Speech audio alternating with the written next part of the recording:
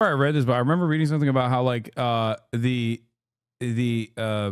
Vietnamese war fighters like implemented a lot of guerrilla techniques, specifically tunnel, and so did the DPRK. And those techniques have literally been implemented by Iran and also by the Palestinian resistance as well.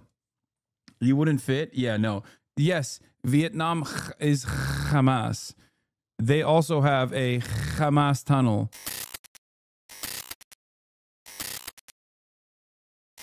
In any case, it's Victory Day. And what do I mean by this? We are talking about violent resistance against colonial occupation, violent resistance against American colonial occupation, American imperialist occupation. The country I'm talking about is Vietnam. Been meaning to watch for some time now, and I think this is a perfect time to watch it. From Uncivilized, How Vietnam Teaches Palestine to Fight Invaders. Now, the reason why I think it's an interesting video is because you might notice some similar patterns here. I'm actually very interested in talking about the propaganda surrounding the Viet Cong in American news, because as you know, the North Vietnamese Liberation Front was comprised of numerous different entities, and it was broadly defined as Viet Cong by, Westerners. And what's interesting about it was that they, of course, were also, doing battle in southern Vietnam. Southern Vietnam was where the overwhelming majority of bombs were dropped by the United States of America, despite the fact that southern Vietnam was also de facto a puppet state for the United States of America, led by a psychotic freak. Okay? A psychotic freak that was very unpopular and was engaging in a mass torture regime. Now, today is Vietnamese Liberation Day, Reunification Day, whatever you want to call it. It is the day where the northern Vietnamese forces finally were able to push the American imperialists out of the country and unite the nation under the beautiful banner of communism, under the watchful eye of Uncle Ho Chi Minh, who I think he passed away like right before reunification, right? Am I wrong? I might be getting the dates wrong. When did Uncle Ho pass? September 2nd, 1969. He died of a heart attack in Hanoi at the age of 79. He was failing in health for some time. By the time of his death, he had already ceded control of the country and the war to his successors. All right, let's continue. About the story of Vietnam. There's something about the story of Vietnam. He died the day it was liberated after he tried to do the stanky leg in celebration. Okay, shut up. The story of a country that fought and defeated countless Goliaths. Theirs is a people's army. Going up against mighty armies, using guerrilla warfare and tunnels. Your past, which is these tunnels, is your present. Is our present. To fight for their liberation and achieving it. You see the lotus? The lotus is in the mud, but the lotus is not dirty by the mud. Even though we have been so war-torn, we are not punished by it. Wow. While our people are still fighting our own Goliath, we wanted to learn, how did the Vietnamese do it? And what happens once this Goliath is taken down? This is different.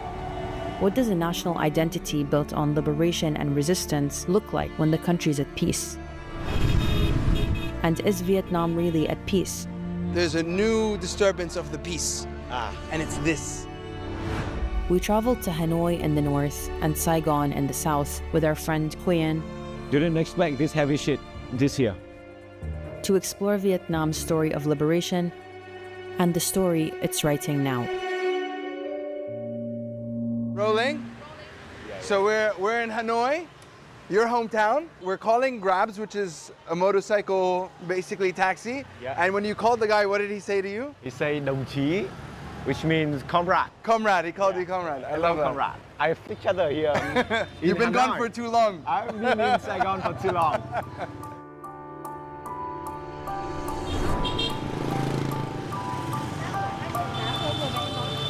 Party in the morning in Hanoi.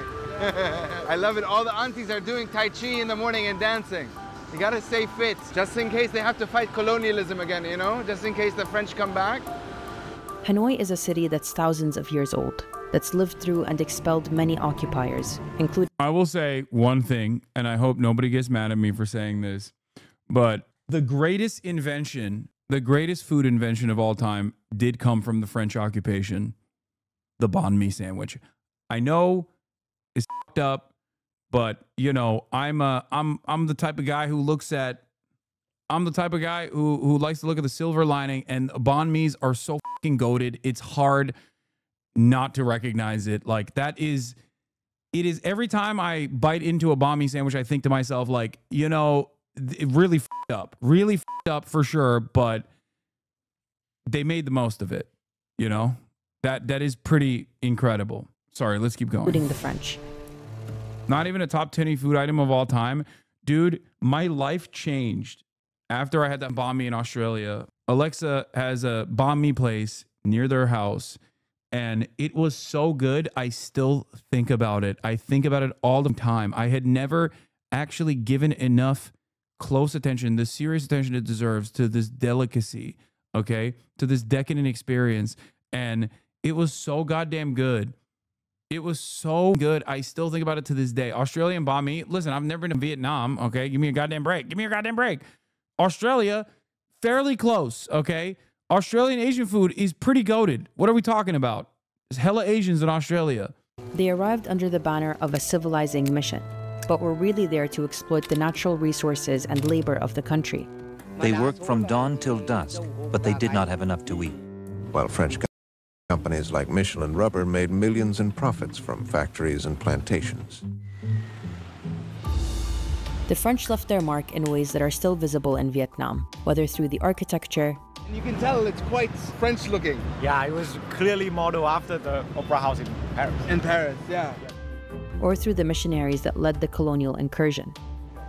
So Peter and Paul, and then you have the two Vietnamese priests on the other side. Wow. These are two Middle Eastern men. Holy but they look smokes. white. They look white. So this could be me. Yeah. and that's you. This is colonialism in a nutshell. And then there's the ways the Vietnamese incorporated that French influence into their culture. The banh mi. Bang means pang in French. Which is bread. Bread. And this one has egg. Right, she said eggs. Meat. Said meat, so pâté. And pâté. Pâté, right, which is French. Very French. Right. Okay. You take a bite. You have no, the so our culture, we have the guests have the first bite. Okay. Okay, you get a here bite. we go. Yeah. Right. And you can begin to differentiate the different tastes, right? Yeah. Very tasty. Very tasty. Very tasty, huh? Telling stories like this wouldn't be possible without our supporters on Patreon. To help us continue doing this work, you can join as a paid member and get access to exclusive content and unseen footage from episodes like this. Now back to the video. People just sit out and hang out here. It's much slower in terms of pace. Yeah. When you go to any places, any cities, you can have a sense of what this place is about, what's an invitation of this place. And every city has a different whisper. Thank you, Auntie. Come on. Come on, go. The invitation of Hanoi, if you pay attention to the way people do things and set up, is come to us and appreciate our heritage, tradition, culture. Hanoi is the political capital of Vietnam, home to the government today and the birthplace of the resistance that removed the French colonizers. Uncle Ho is everywhere. You know, Uncle, in many ways, to me, was a genius in that way, because he knew that the only way to get through the Western colonization is to be one of them. It's like we got to blend first before we ask for our own independence, right? A hero of wartime resistance, Ho Chi Minh. Ho Chi Minh was a Vietnamese communist revolutionary who, after spending years abroad, returned to Vietnam when it was under momentary Japanese occupation during World War II.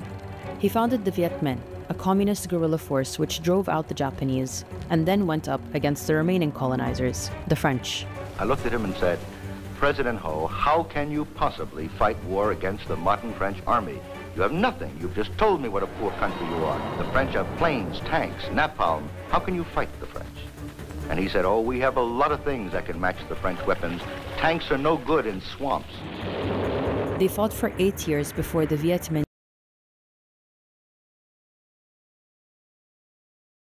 defeated the French and ended almost 70 years of French colonial rule. Going up against mighty armies wasn't new to the Vietnamese.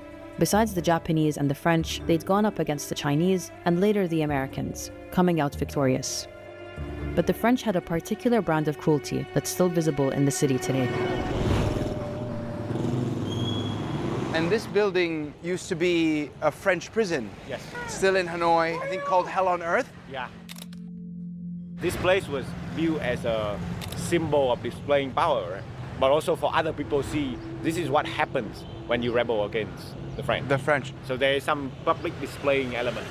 They staged public executions. The severed heads were photographed and printed on postcards, which soldiers sent home to sweethearts in Paris with kisses from Hanoi. Like, obviously... Dude, European colonial violence is so insane. It's actually, like, this is such a common... It's such a common meta. It is such a goddamn common meta. Like, these had human zoos, bro. Like, in Belgium and shit. They had human zoos. And, like, not that long ago, for the record. Isn't that crazy? Like, we like to think about how... you know, Western liberal democracy is so enlightened, and like the unimaginable barbarity, the unimaginable barbarism of European colonials is so crazy. It's so up. It's like, dude, that is so much more barbaric than like anything people claim any anti-colonial resistance force has ever done. Anyway, sum the point. After the war, just throws it and there are animal enslavement zoos which are barbaric. There's animal death camps going on right now, and you're supporting them. You're ignoring this reality. Why aren't you vegan yet? Yes, dude. I'm doing a chicken holocaust, okay? Every day up in here. It's the same. I'm a speciesist, brother. I am a speciesist. And so are you. Vegans get in their own way because normally we haven't had like a lot of vegan chirps. We haven't had a lot of vegan chirps in this community in quite a while. Old heads remember Austinox is the OG vegan chirper, by the way. Vegans suck because they're objectively right. No, they are morally correct in terms of environmental concerns. They're perhaps correct in terms of I don't know, like animal welfare in general. But if you meet someone who just goes, "I'm a speciesist," I feel like it's the ultimate counter. You went to war with Bao? Oh my God, that was such a long time ago. Holy shit. Yeah, Bao. God, this really was a debate pervert community when you think about it. My point always been the same. As long as I can have the same macronutrients, ease of access, that also tastes good, I don't give a fuck. I'll eat whatever the hell they make in a lab. I don't have to eat chicken. I eat chicken every day. That should allow you to understand. I don't give a fuck. Like I don't eat that much beef anyway. I eat mostly chicken. And I'm perfectly willing to just never touch meat ever again. Never touch an animal product ever again. If there was a real alternative that has the same exact macros. You ever fuck with barbecue? I mean, I didn't say I'd never eat meat or beef. Yes, I fuck with barbecue. Especially Korean barbecue. Oh my God, my mouth is watering. Holy fuck. All right, let's just continue. Turn it into another building. Yeah. But there was a choice by the government to keep this. And the question is for what? This is fascinating for me because as a Palestinian, Yeah. I see this. I'm still fighting my fight against colonialism now, Yeah, right? And I see this and I'm like, wow, they liberated themselves from the French and the Japanese and the Chinese and the Americans, and this is a symbol of it because it was on hell on earth. Correct. Right? Hell on earth. And it is for me, wow, this is what post-liberation could look like, right? Yeah. We can have a museum one day that says... Oh, wow, now I'm touched by what you said. Do you see what I'm saying? Yeah, so now you haven't gone to the stage where you can put a museum up. You know, when people can commemorate something, that means they have moved on. Exactly. Yeah. And I think the purpose, and I feel moved by it.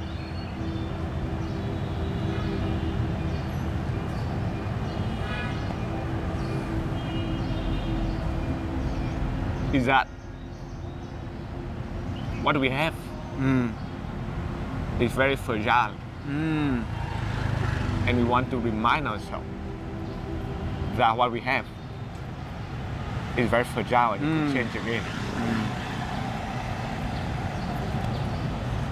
Yeah.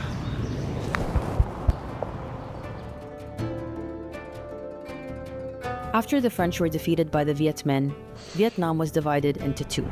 North Vietnam, led by Ho Chi Minh, established a communist government with strong ties to the Soviet Union and China.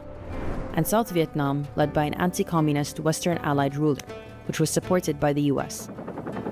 This division... I can't think of like another analog for something that had taken place, like a similar structure where another Asian country was divided similarly. I don't know. I mean, it's not like a one-to-one comparison, but, you know.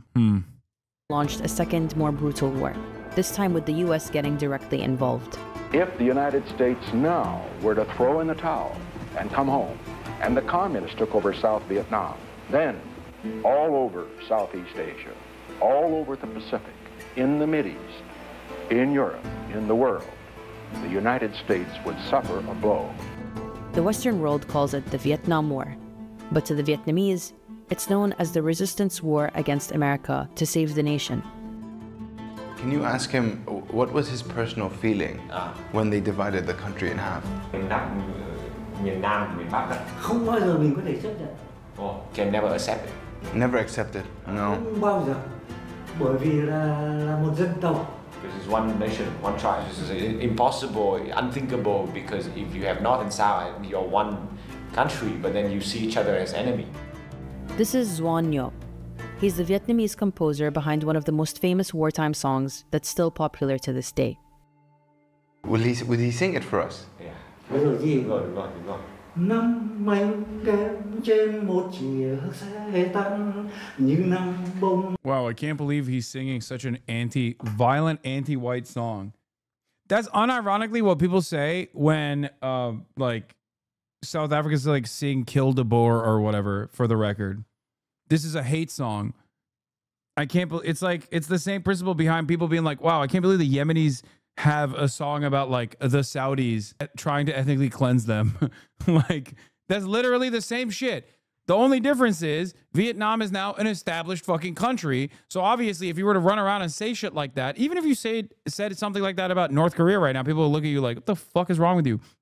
Remember when that fucking freak Dan Saltman tried to do that with the Ia Cha song, the DPRK song that I played, and he tried to get me banned for fucking playing terrorism music because DPRK is a state sponsor of terror according to the American State Department. Like, yeah, there is an extent to how much you can push that note. Yeah, I can't believe that they have violent songs.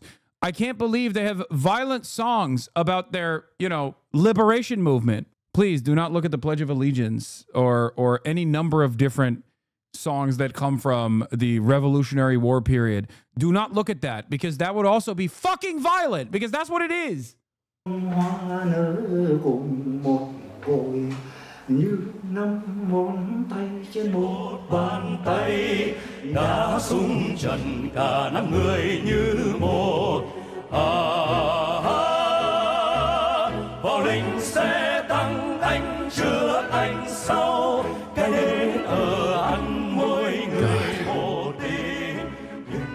I'm unironically a return guy, but for fucking like communist agitprop, it makes me so sad what we have lost.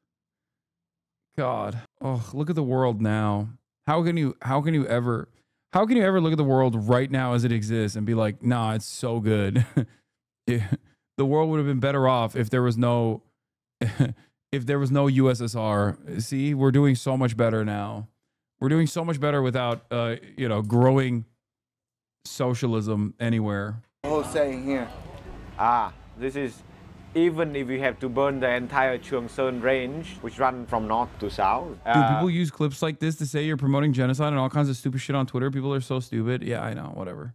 We must regain our independence for our country. This is something that is, I think when you combine it with People's War, with the mythology, to me is a message of sacrifice. We sacrifice to at all costs to win our liberation from colonization. One of the things that later on in my life I learned is when Nixon was writing, there was an exchange of messages from Nixon and Ho Chi Minh, and Nixon was asking the Vietnam to give up because otherwise there will be a lot more atrocities and casualties. And then Ho Chi Minh reply was, Nixon, you don't get it. You don't get it.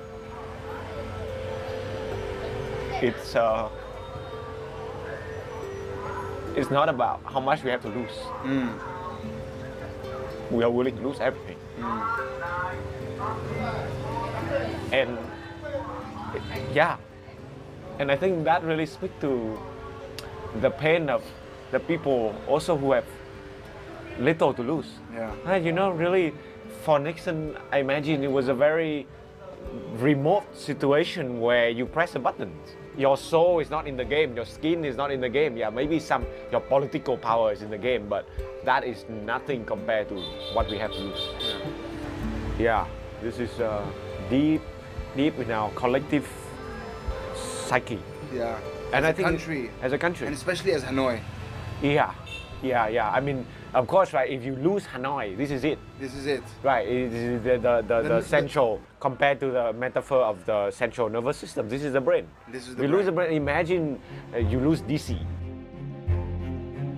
North Vietnam wanted to reunify the country under communist rule, while South Vietnam, backed by the US, aimed to maintain its independence. In the South, the Viet Cong, a communist insurgency group supported by the North, launched a guerrilla warfare campaign. The war lasted nearly 20 years and became one of the most brutal of the 20th century.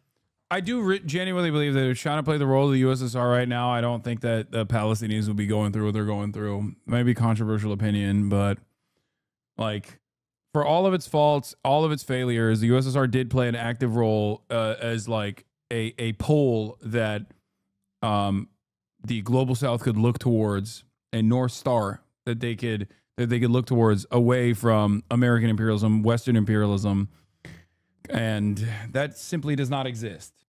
Wherever the Americans went, they burned and destroyed and killed. U.S. troops massacred and raped civilians, dropped napalm and white phosphorus, which roasted the skin of victims, and used chemical agents like Agent Orange, which inflicted illness on those exposed.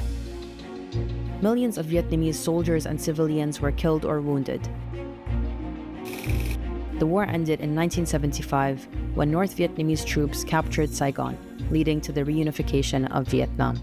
Determined to protect every inch of the socialist country. Yeah, since post the war, post the unification, so it's not just the army soldier, but also the workers and then people from different nations, different tribes and so on. Everybody, right? Yeah. This is an important photos too. It's a classic, a young boy with a flute on a buffalo, right? And this is peace, simplicity. Simplicity. This is what we fought for, the right to do this. But I think the thing that now I'm questioning is it a peaceful time? Are we in a peaceful time? Yeah, that I don't know, right? On the surface, yes. Yes, there's prosperity. Right. You're not colonized by a foreign power that's invading and occupying. Correct. But you are dealing with another ism that is very powerful. Correct. And that's capitalism. You're gonna be my Grab driver. My Grab driver. In Saigon because I have a bike here.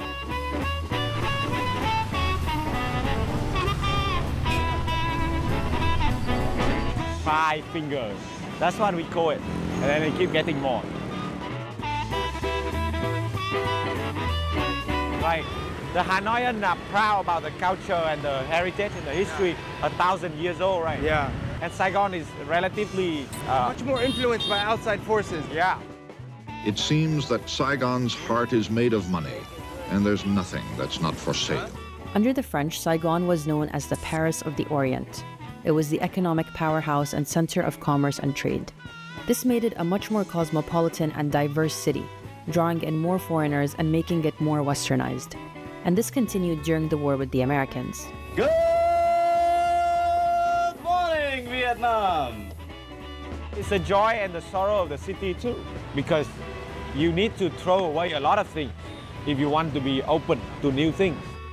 I don't think Hanoi understand that. Hanoi hasn't experienced that kind of loss. Yeah, Hanoi experienced a different kind of loss. Different kind of loss, but not like this. Not like this. Despite its appearance on the surface, sprawling beneath the city is its undeniable revolutionary history. We're in the middle of a neighborhood. You can tell everybody's selling something else. Yeah. I mean, if you were here, you wouldn't expect to find a military base for the resistance against the Americans. Yeah, and that's the whole point. This is a very traditional Saigonese home. Yeah. But there's more that meets the eye. Where would the resistance fighters, the liberation fighters, stay? We are not going to be very public about it. Okay. It's here. It's right in the center of the living room. Look at this. And you can barely see, right? You can barely see that it's actually a little bit of a cover up. Oh my God. Look at this. It's a tunnel. It is a tunnel. And you can follow us to... Oh my God, this is amazing. And so this is what's happening in where you are. Yeah.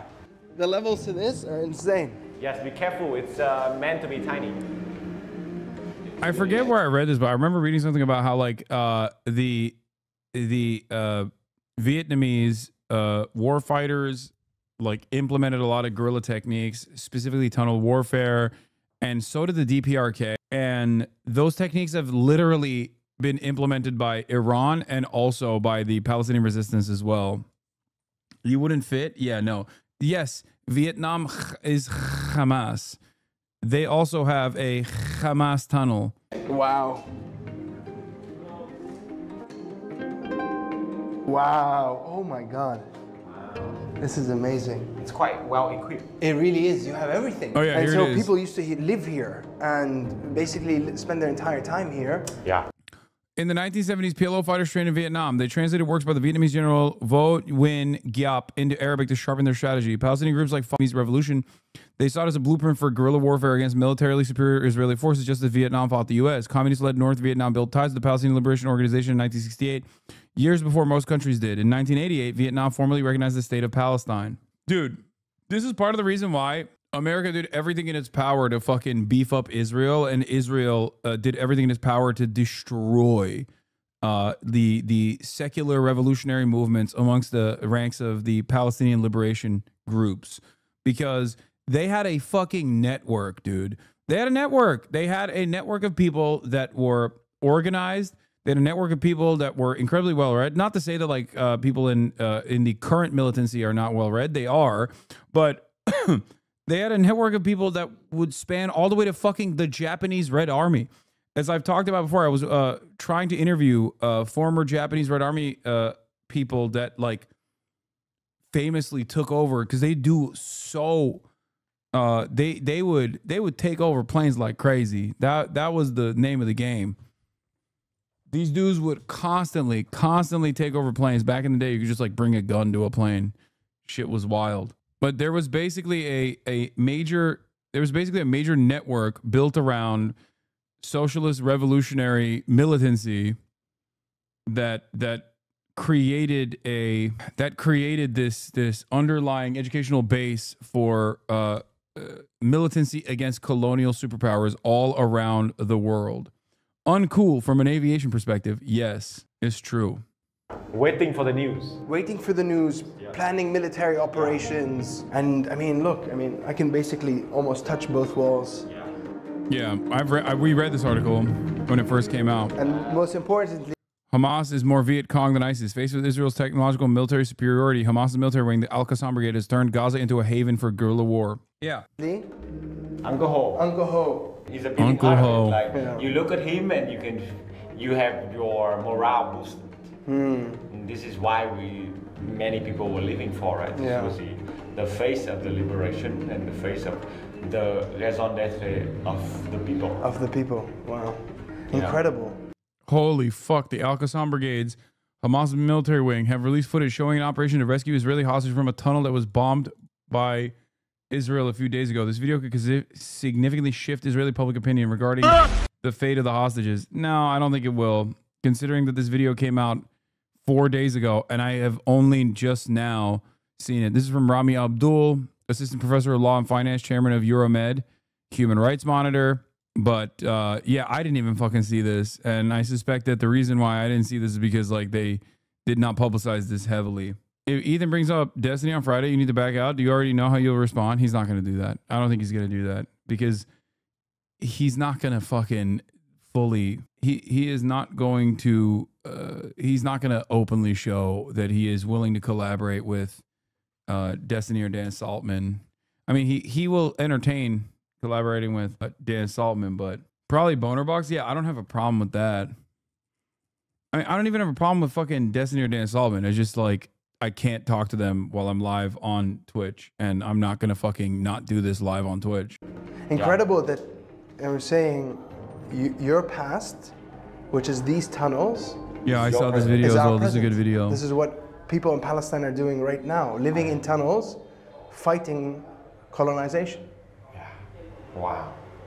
There's no conscription in North Vietnam. Yeah, because I think he wants to do a oh no Sam Cedar, what a nightmare moment, which wouldn't work like that because I would instantly start shitting on him.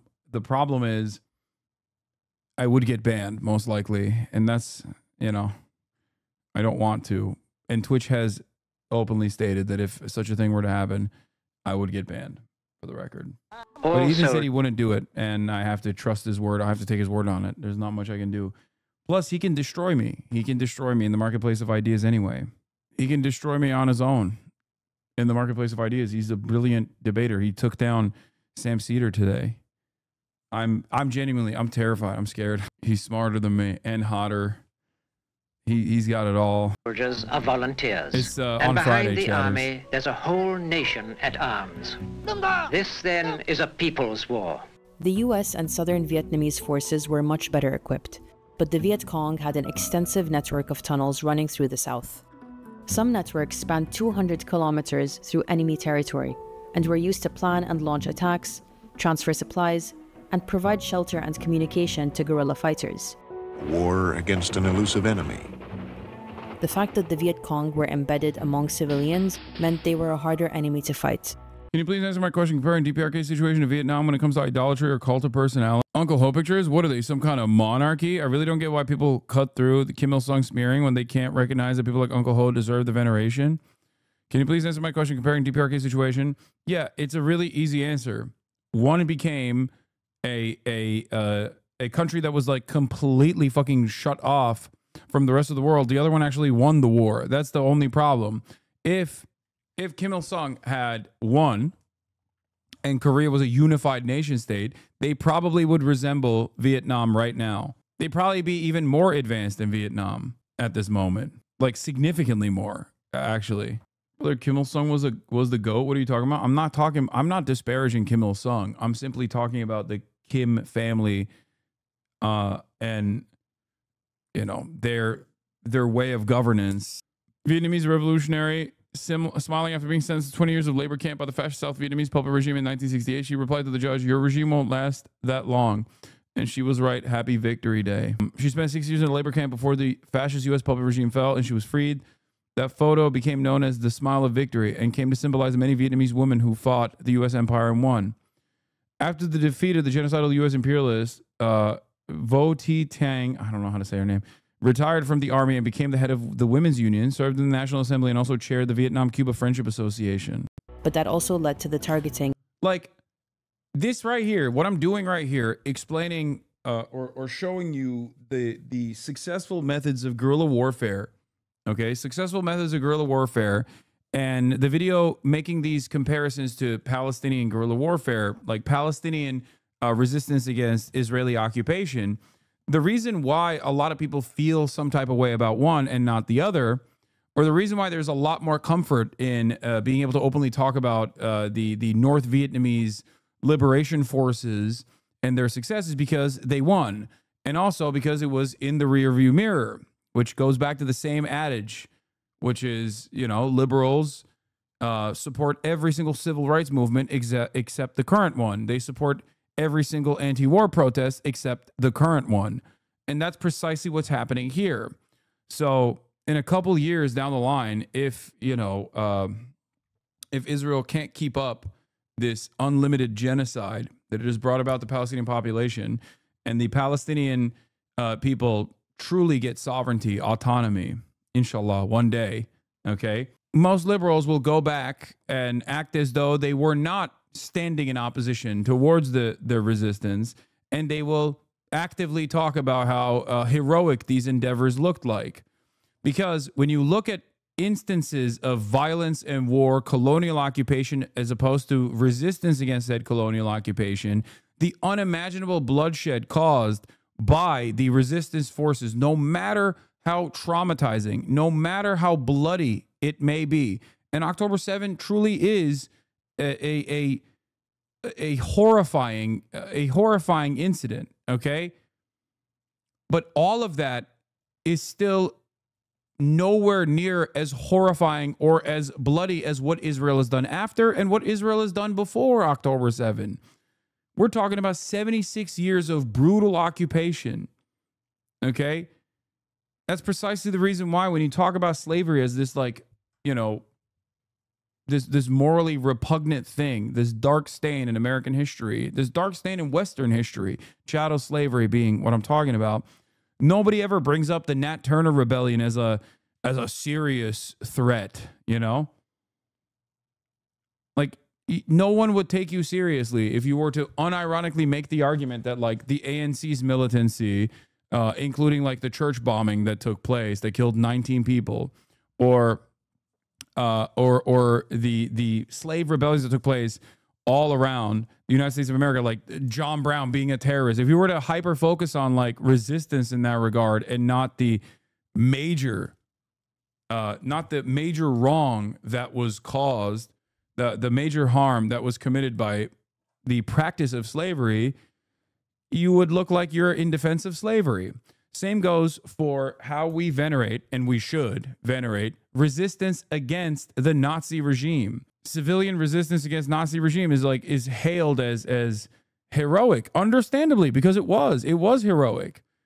This is precisely the reason why I always say, like, look, I'm not talking about their domestic affairs. I'm not talking about their day-to-day existence, but in terms of like making the occupation and the genocide of the Palestinians costly, the Houthis are on the right side of history, okay? Just on that alone, they are on the correct side. They're on the morally correct side. Dare I say, maybe even on the legally correct side. In terms of cutting off supply lines into Israel, that is the appropriate measure to take. It's one of the least consequential, least violent ways of trying to deal with the problem. And massacring of civilians. Jamais, jamais, ils gagneront cette guerre. Jamais, jamais, nous subirons. The tunnels remained and were an integral part of the Viet Cong. I think it's still fair to say that the Confederacy and slavery is still defended. No, I'm talking about liberals. I'm not talking about fucking reactionary weirdos, by the way. So yes, you're right. In the South, John Brown is definitely still seen as an evil terrorist. And I totally understand that because they're fucking losers. Okay. They're stupid ass racist losers. Anyone that still tries to venerate the Confederate soldiers or the Confederacy or the generals or whatever is a giant loser. It's that simple. So yes, I'm not talking about those people. I'm talking about liberals. Like, liberals love talking about how the North didn't go far enough, right? Like they always fantasize about how hard they would have fucked over the Confederates if they had the power at the time or whatever. They talk about how they would participate in the Underground Railroad, right? They fantasize about this shit, but then like in the real world, there is horrifying settler colonial violence that is happening, that's unfolding right in front of their eyes, but they can't even take a fucking moral stance against it. And that blows my goddamn mind. Yeah, liberals who say Sherman didn't go hard enough have no issue being like Israel should go harder. And that's the problem. That is what I'm talking about. That inconsistency is precisely what I am talking about here when I say liberals that fantasize about being these like, rebellious revolutionary figures in the real world are very scared of any sort of disruptive anti-imperialist action. They want to constantly put a timeline. The white moderates, as Martin Luther King Jr. correctly pointed out in his letter from Birmingham jail, the white moderate wants to place a timeline on another man's emancipatory journey. The white liberal wants to tell you Now is not the right time. This is not the right way. So that's precisely why when people say like, oh, how dare you say from the river to the sea, Palestine would be free. That is not an emancipatory slogan. That's actually a slogan that means you want to kill all Jews. It's like, well, why am I supposed to listen to you in this regard? You clearly are not invested in the cause of Palestinian emancipation. You just simply aesthetically want to stand as though you are side by side with the Palestinians, but you are terrified of them. You secretly do think that they are barbaric and backwards and mass rapists and whatever the fuck. That's it. Hong's eventual victory. From the tunnel, there's a ladder, and it's supposed to take you to a bathroom. Thank goodness. Yeah. Otherwise, we'll all die here. Oh my God. Hey guys, what's up? And right next to it here is the bedroom of the house. Yeah. And it's like, I show somebody a video of Nelson Mandela talking about when violence is justified, and an H3 fan responded with a grok summary, still trying to debunk it. Oh my Lord. Nobody know what's happening? No one knows. And it's such a fundamental part, I think, of what we learn about Vietnam. Is this idea of people's war, of guerrilla warfare, but it does not work if the people don't support it. Correct. Because the resistance fighters didn't come from a foreign land. They're from the people. There are aunts, our uncles, our cousins, our brothers, our sisters, our mothers, our fathers. So naturally, they stay with us. They live amongst. Dude, vanguardist authoritarian tankies do a pretty good job of placing timelines on other people's emancipation/revolutions, though. No, who? What are you talking about? What are you even talking about? Who are you talking about? Who is a vanguardist authoritarian tanky? You're just slapping on words. What the fuck? Where are these people? What are they saying? Please explain to me. Vanguardist authoritarian tankies, Kamala Harris. The most common critique of communists ever? What do you mean? No. Don't just do vague gesturing towards something that we all are on board with, because I clearly do not understand what you're saying. Use your words. Who are you talking about, and what are they doing in terms of like placing a timeline on other people's emancipation? Are you talking about, like, when you say tankies, are you saying like the Hungarian counter revolution or something? Like, what are you referencing? Is it the USSR rolling tanks? Is that what we're talking about here? Like, what? I'm giving you help. I'm helping you come up with a coherent worldview. Is the ideology just an ideology of liberation, or is it actually communism? Just think about it, like, people would not fight for communism ideology, but you'll fight for your brother and your sister. Yeah. People need the... Chat, he's talking about... He's talking about former Minister of Defense of the Soviet Union, the great Marshal Georgy Zhukov, liberating Europe from fascism. Why would you put a timeline on that? That was really fucked up. He's saying, don't do that. Do not liberate the concentration camps. Marshal Zhukov, do not liberate the concentration camps, please. There is a different timeline here of when the concentration camps must be liberated. And you are liberating them too fast, sir. Don't do it. Don't do it, sir. You're liberating them too fast. Too much winning, sir. Don't do it, Zhukov. You must liberate slower. Dude, what is it? It's like the 101 anti-communist position of every non-communist revolutionary, Hasan. I don't know what you are. I'm more confused. Oh, are you saying you are LARPing as an anti-communist? Is that what you're saying?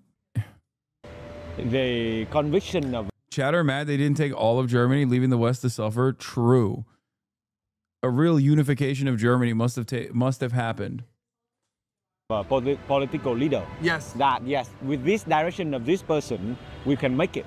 But it's not the reason we fight. We fight. Interesting. Yeah. Communism, in a way, lends itself very strongly to Vietnam because it's already a very community-based, family-based structure. Yeah. The us is stronger than the me. Yeah. But at the end of the day, people are not fighting for communism. Yeah. People are fighting for liberation. Yeah. They're fighting for freedom and self-determination together. You see the lotus? This is our national flowers. One of the teaching of the Vietnamese Zen master Thich Nhat Hanh, very well-known teaching, is no mud, no lotus. No mud, no lotus. Wouldn't be who they are without their history of expelling mighty army after mighty army. but the traumas that come with resistance and liberation. I'm not gonna lie, I'm a little disappointed in this video. I actually did think that they were gonna talk about the history and also all the cool things that the North Vietnamese forces did, or even like the espionage they engaged in South Vietnam. And most of it is just like, look at how beautiful it is. It's like almost he's flexing on the Palestinian guy. He's like, this is what you can have one day. I'm kidding. He's not doing that. But it's a good video, but I did think that it was going to be more like nerdy military shit. Remain. 30th of April will be the reunification day. And people have been told by people of the previous generations who said that during that time in 1975, right? And you begin to see that something is different in the city. And then on the very last day, you hear the helicopters and you don't know what was going on. Yeah, wow. It was the sound of liberation. Wow, it's the sound of something sinister is coming for the one living in the south. As North Vietnamese forces approached Saigon, Vietnamese people in the south began trying to flee, while the US conducted the largest helicopter evacuation in history. The city was suddenly choked with people, lorries and cars, all chasing one American evacuation convoy after the other. They didn't know what was coming. They didn't know what's going on. But liberation was coming. Reunification was coming. From the north perspective. From the north perspective. Yeah. And for the south? For the south, it's the destruction of everything they know. So even reunification was a violent process. Oh yeah. Once Saigon was captured, the war was officially over. But what was left was a country devastated by war. It's estimated that 2/3 of the villages in the south had been destroyed, with millions of refugees both in the country and fleeing. When we talk about the prison, the Hoa Lo prison in Hanoi, I was saying that it was a reminder of that peace was very fragile. Huh? I think this one more than anything, because prison is a sign of captivity and about breaking free. Yeah.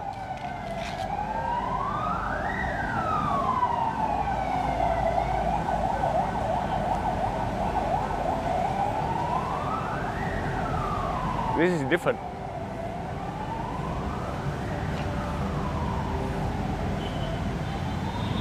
This is about the magnitude of how far humanity can go in both directions. Extreme violence to oppress and extreme violence to liberate. Yeah.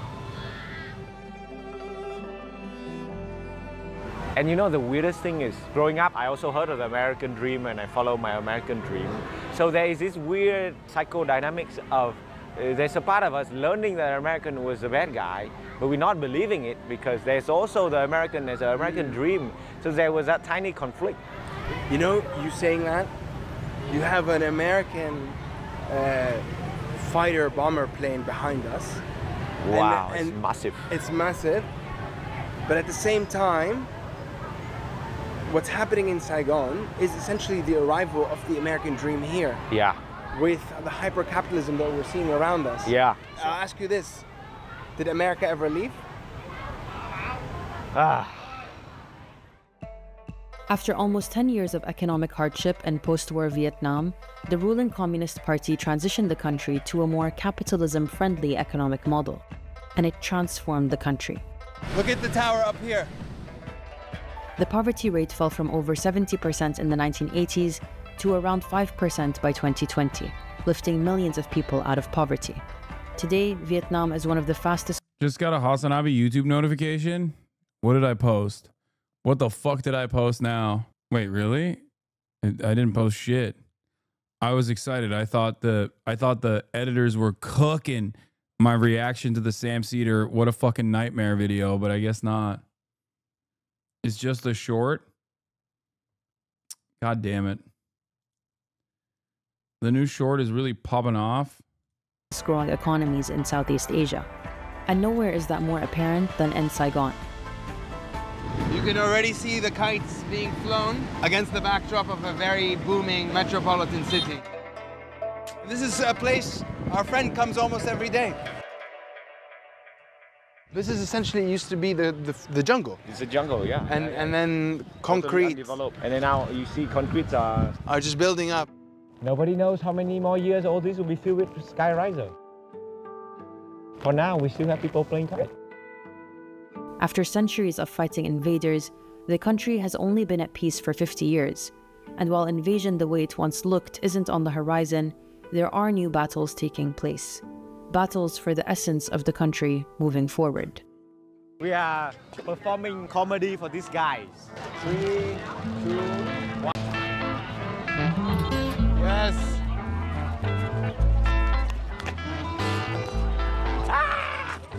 No! Vietnam wasn't free in one day. It took many centuries. That's true. No! I think they just flew us now. I think so. Do they have any tips for us? No! Keep running!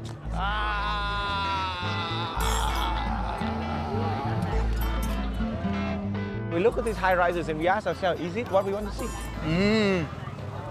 And if we cannot stop that from happening, then at least we can do our thing. Yeah. Like, I don't think my flying kite is revolutionary per se. It is. You're the generations before you fought, so you could be the boy on the buffalo playing your flute. You are the boy playing with the kite now, and now there's a new disturbance of the peace. And it's this. This is the disturbance of the peace. Yes. And this is the restoration of the peace. Exactly. Yeah. Exactly. And you're right. This in itself is an act of defiance. I'm going to come to the park. Yeah. I'm going to slow down. Yes. Because hyper-capitalism is going to drive me to want to produce. Yeah, and do to work. Move and to do work. And meet the deadline. We are protecting the peace that we know is already here. Yeah. And it's not like we are fighting against anybody, but the act of creating a time and a space for this kind of peace is, I find, is a continuation of what we already know. Yeah. It's so beautiful. It is so beautiful, it's so right? Beautiful. I'm like it's one of it. This is to me it's so very moving. magical. It's very magical. So to have the magic and the enchantment return, or not lost. Yeah. This is the protector in me, right? Yeah. You know, Uncle Ho and friends has protected the country. So now we protect the essence of it. And you protect the essence of it. I think along my journey from north to south, I learned a lot about what my future could be from your past and present, not just from your past. Yeah. Amadou used to feel like Israel was necessary and would defend them. Know many people who have fought in the IDF and moved here. Your broadcast has changed my mind over time to full anti-Zionism. When people ask why you repeat yourself about different things, it's sometimes needed to get through to someone. So honestly, thank you. I stopped watching for a while after October 7th, and slowly the wheels started to click into place. You watching The King right now, Lagote? You should look into the case of Brooke SB versus Elizabeth CC. Crazy. I just got whiplash from heartfelt recognition of having your mind changed to you watching Lagote right now. Yeah, no, that is why I do it. That is why I do consistently repeat myself. That's why I repeat myself over and over again, because I know it's worth it. Because somewhere along the way, people will be like, you know what, this motherfucker keeps repeating himself, but like I think he might be right, you know. But that wouldn't go anywhere if it wasn't for the open-mindedness of people like yourself, chatter. So it's great. 4-1 T-Wolves, big dog. Okay, everybody calm down. Okay, this is okay. First of all, I didn't want to pull this card, but one, this is ageism, and two, it's elder abuse. If it happens, it's elder abuse. It really is. You can't whip around a 40-year-old man like that's actually fucked up. Okay, I'm saying it's messed up what people are doing, especially young blood in the NBA, young talent in the NBA that don't step aside and allow kings to thrive when they're in their peak. It's kind of respect anymore. There is no respect for age any longer. Because what I take with me is not just liberation, but it's how do you build a country post-liberation. Yeah. And I think this has been... Yeah. It's been a learning journey. It's been a growing journey. It's been a healing journey because I feel the peace and I feel at ease. And I also feel some of its disturbances. And my wish for you... Ron is almost a House Oversight Committee age. Okay, chill. Okay, he's not that old, bro. But if he wanted to, he could. I'm just saying he'd probably be the GOAT of the oversight committee. Is to keep that imagination, keep that space of possibilities. Right? Yeah. I think the ultimate act of colonization is a colonizing of the imagination. You're absolutely right. You don't know what's possible anymore. Yeah, radical imagination. Radical imagination. Yeah. Amazing. Brother. And this is that. It's that. Yeah. This is the kite. Love it. Let's do it. Let's do it. Okay. Ready? 1. This way, yeah. 2, 3. Yes. Yes. Coming up this time. Can you compliment me too? I've always hated Israel, but my grandpa called me a human clownfish today. I need support. That's awesome. That's such a cool thing. That's like a cool diss to get from grandpa. Respect. Dude, I found this is the funniest compilation anyone's ever